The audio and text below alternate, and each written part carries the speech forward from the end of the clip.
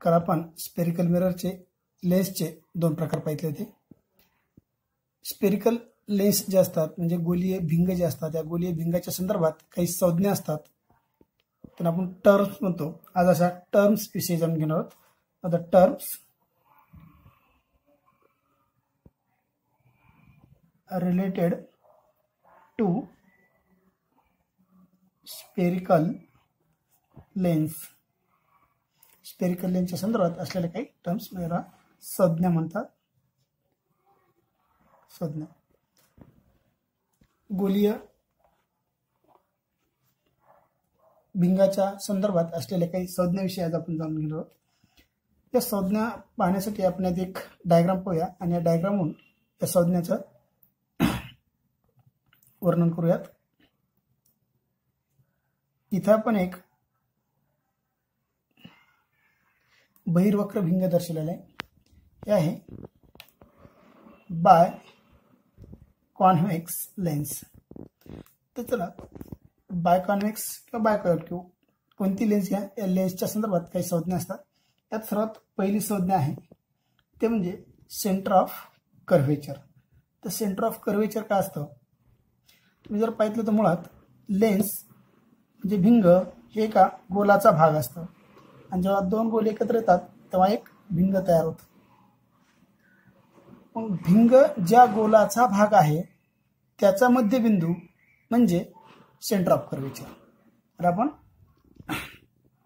वक्रता मध्य असं म्हणतो. सर्वात पहिली संज्ञा आहे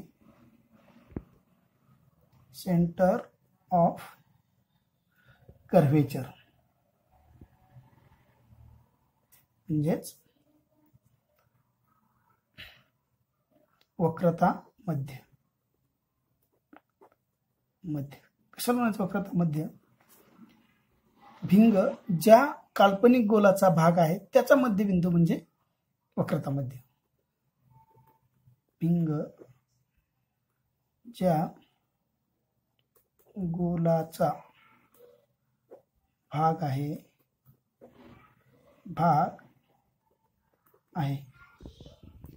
त्याचा मध्यबिंदू म्हणजे वक्रता मध्य होय.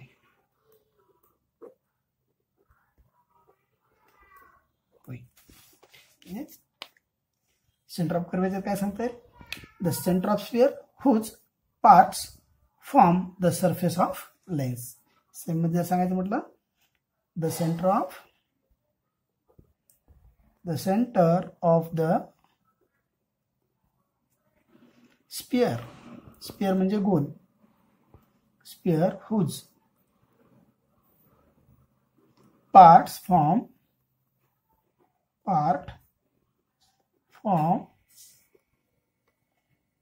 The surface of lens.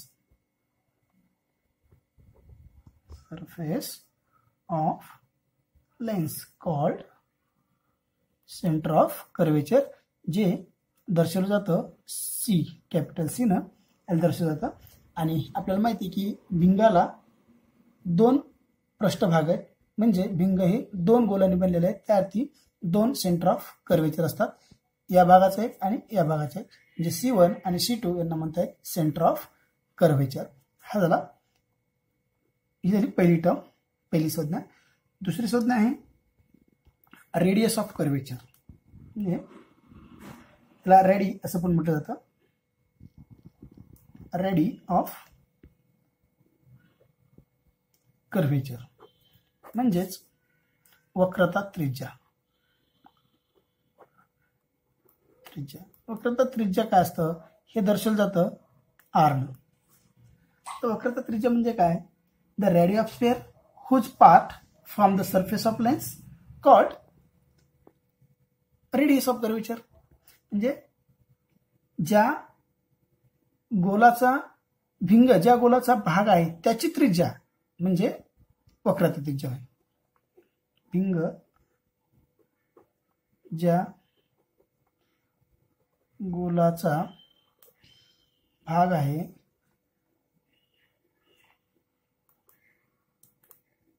त्याची त्रिज्या म्हणजे वक्रता त्रिज्या होईल.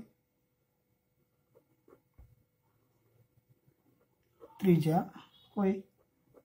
वक्रता त्रिज्या म्हणता येईल. मध्ये सांगायचं म्हटलं the radii of curvature, ready of curvature whose part form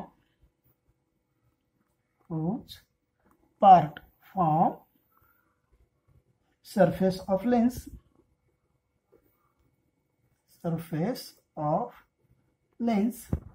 called radii. याला रेडियस असं पण म्हणतो आपण, जी की r ने दर्शवलं जातं. हे झालं दुसरी संकल्पना. तिसरी संकल्पना आहे ती म्हणजे प्रिन्सिपल ॲक्सिस. आता प्रिन्सिपल ॲक्सिस कोणतं, तर इथं आपण कन्सिडर करू हा आहे C1 आणि हा आहे C2, ज्याला आपण नाव दिलं सेंटर ऑफ कर्वेचर. आणि तिसरी संज्ञा आहे प्रिन्सिपल ॲक्सिस. प्रिन्सिपल ॲक्सिस म्हणजे काय, प्रिन्सिपल ॲक्सिस मराठी झाला मुख्य अक्ष असं म्हणतात. मुख्य अक्ष म्हणजे काय, जर पाहिलं तर C1 आणि C2 ही जी काही दोन्ही सेंटर ऑफ कर्वेचर आहेत यांच्यामधून जाणारी जी स्ट्रेट लाईन असते, सरळ रेषा जी असते, याला म्हणतात प्रिन्सिपल ॲक्सिस. म्हणजे हा झाला मुख्य अक्ष, प्रिन्सिपल ॲक्सिस. काय सांगता येईल तर सेंटर ऑफ कर्वेचर म्हणजे दोन्ही वक्रता मध्यातून जाणारी सरळ काल्पनिक रेषा जी असते याला म्हणतात मुख्य अक्ष. दोन्ही वक्रता मधून जाणारी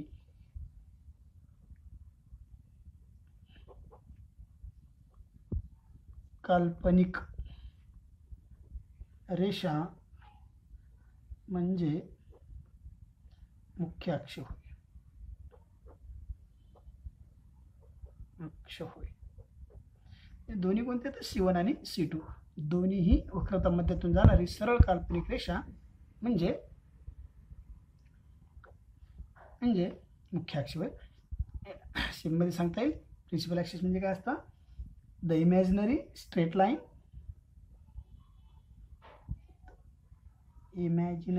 स्ट्रेट म्हणजे एकदम सरळ असलेली straight line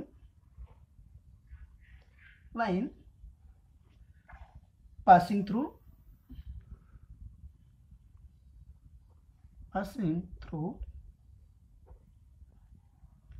two center of curvature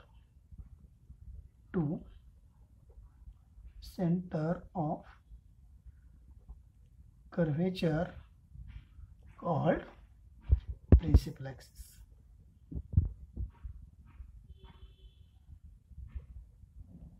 म्हटलं जातं प्रिन्सिपल ॲक्सिस. तर हे झालं प्रिन्सिपल ॲक्सिस या टर्मची माहिती. म्हणजे ही जी लाईन आहे याला म्हणतो आपण प्रिन्सिपल ॲक्सिस. नाव नेक्स्ट टू दॅट चौथी टर्म आहे ते म्हणजे प्रिन्सिपल फोकस.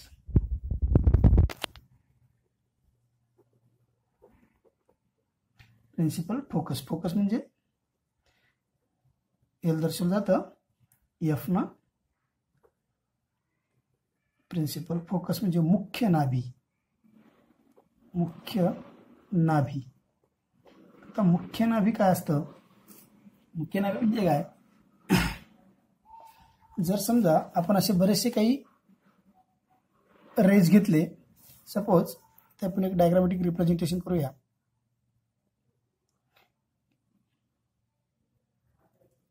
हे आपलं मुख्य अक्ष आणि हे आहेत आपले काही समांतर प्रकाश किरण, आपाती किरण. आणि हे आपाती किरण जेव्हा अपवर्तित होतात तेव्हा ते एका बिंदूमध्ये छेदले जातात. हा जो बिंदू असतो या बिंदूला म्हटलं जातं मुख्य नाभी किंवा principal focus. Hence the ray of light parallel to principal axis converges at a point on principal axis. That point is called as principal focus. Means काय सांगता येईल, when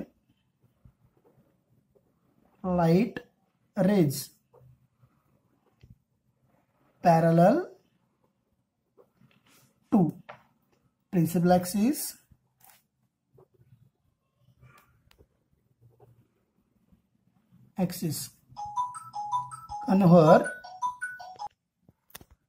converts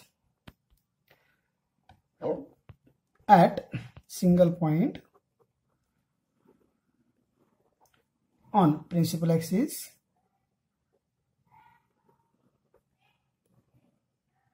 such point called principal focus.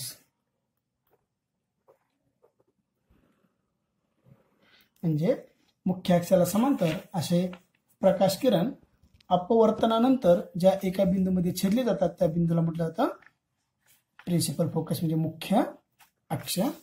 चला Marathi medium वाल्यासाठी लिहून दाखवूया.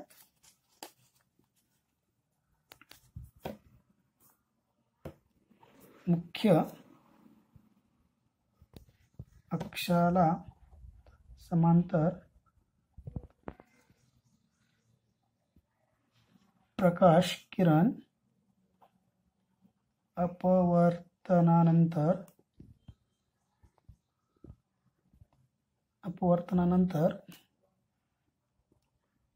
मुख्य अक्षाच्या ज्या बिंदूवर छेदले जातात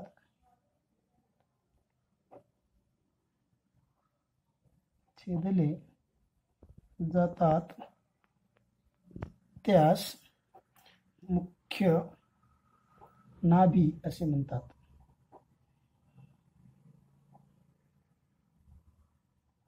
हे झालं मुख्य नाभी. आणि सर्वात शेवटची जी संकल्पना आहे ती म्हणजे फोकल लेंथ. एकंदरीत 5 नंबरची जी संकल्पना आहे ती आहे फोकल लेंथ. फोकल लेंथ म्हणजे नाभीय अंतर. हे स्मॉल एफ न दर्शवलं जातं. ही गोष्ट लक्षात ठेवता. स्मॉल एफ न नाभी अंतर दर्शवतात. नाभी अंतर म्हणजे काय तर जे डिस्टन्स आहे, distance between optical centre and the principal axis. Sorry, आणखी एक संकल्पना सांगायची राहिली, ऑप्टिकल सेंटर. आधी ऑप्टिकल सेंटर ही संकल्पना सांगतो. Optical centre. तर ऑप्टिकल सेंटर म्हणजे काय असतं. ऑप्टिकल सेंटर जे असतं, सेंटर याला प्रकाशीय मध्य असं म्हटलं जातं. तर प्रकाशीय मध्य काय, प्रकाशीय मध्य जे ओ न दर्शवलं जातं, कॅपिटल ओ न. प्रकाशीय मध्य काय तर हे जे काही भिंग आहे त्या भिंगाचा जो मध्यबिंदू आहे ज्यामधून प्रकाश किरण अविचलितपणे पुढे जातात त्याला म्हटलं जातं ऑप्टिकल सेंटर. म्हणजे हे असेल ऑप्टिकल सेंटर ओ. आणि इथून जर प्रकाश किरण जर गेला एखादा पास होत असेल तर तो अविचलितपणे पुढे जातो, याला म्हटलं जातं ऑप्टिकल सेंटर म्हणजेच प्रकाशीय मध्य. प्रकाशीय मध्य म्हणजे काय, the point inside the lens, point inside the lens on the principal axis through which, on the principal axis through which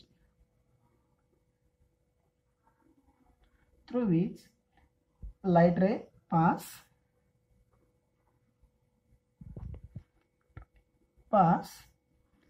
without changing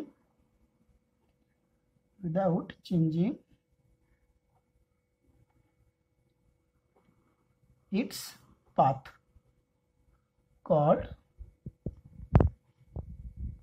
optical centre. म्हणजेच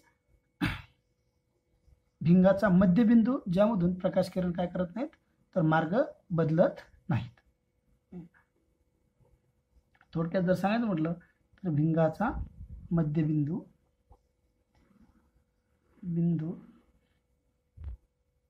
ज्यामधून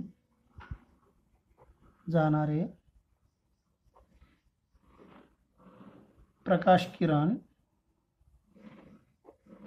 मार्ग बदलत नाहीत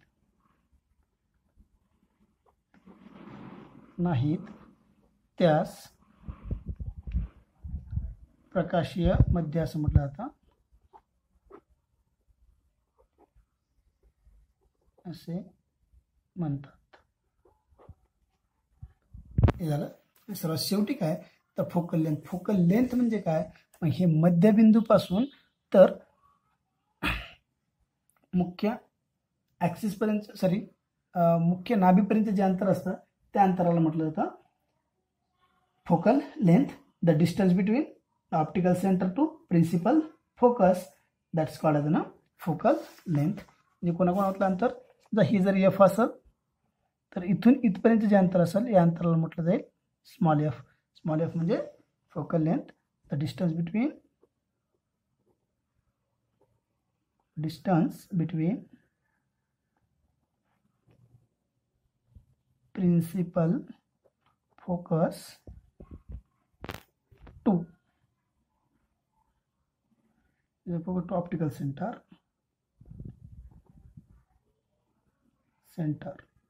कॉल्ड फोकल लेंथ. म्हणजेच प्रकाशीय मध्यापासून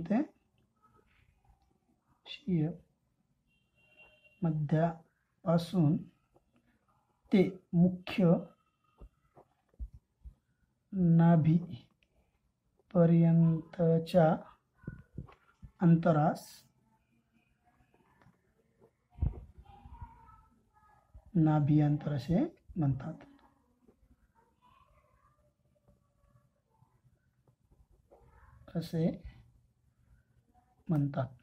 तर हे झाल्या काही टर्म्स, काही संज्ञा गोलीय आशेच्या संदर्भात.